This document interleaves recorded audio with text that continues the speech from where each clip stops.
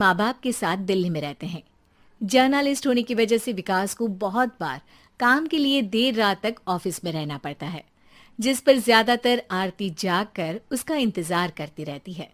इसी तरह एक रात आरती विकास का इंतजार करते हुए घर की बालकनी में खड़ी होती है। इनकी जॉब तो जैसे मेरी सौतन बन गई है। मुझसे ज्यादा उसी के साथ टाइम स्पेंड करते हैं और हम यहाँ इंतजार करते हुए मर जाएं। अपने आप से ये सब बोलते हुए आरती की नजर मोहल्ले के कोने वाले घर पर पड़ती है, जिसकी लाइट्स ऑन देखकर वो हैरान रह जाती है।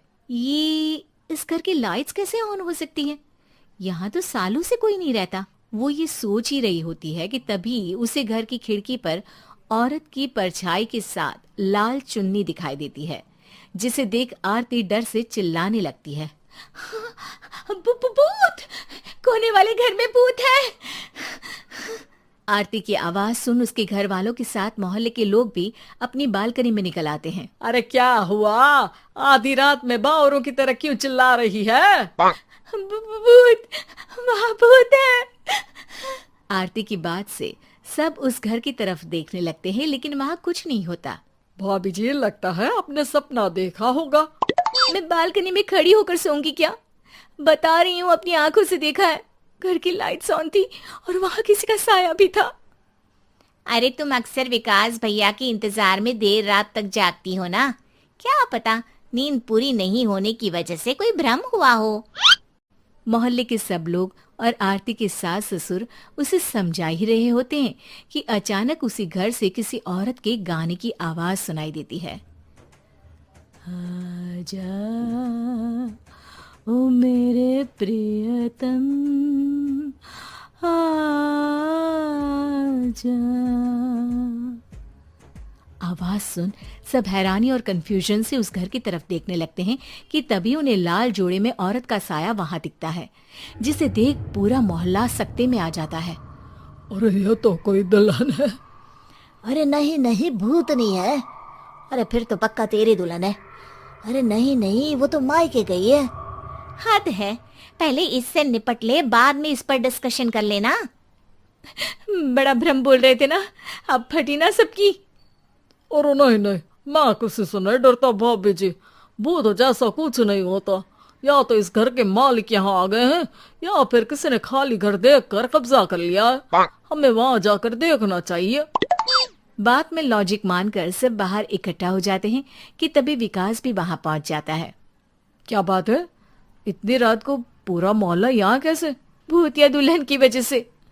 क्या तुम्हारे अलावा भी कोई दुल्हन भूतिया हो सकती है? इस भूतनी का किस्सा निपटने दो, फिर तुम्हें अपनी भूतनी दिखाती हूँ। अब सारे लोग मिलकर विकास को पूरी बात बताते हैं, जिसे सुन वो भी उनके साथ जाने के लिए तैयार हो जाता है।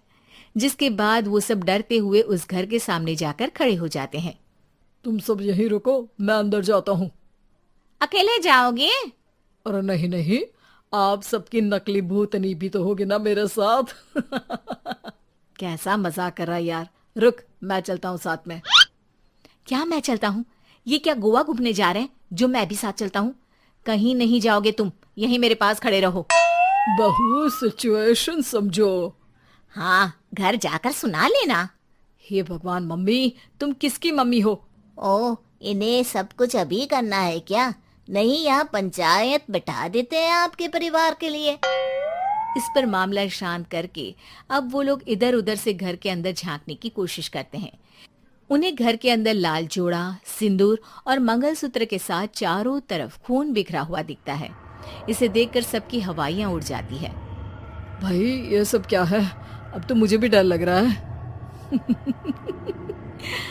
आ गए मरने, अब तुम्हें मुझसे कौन बचाएगा?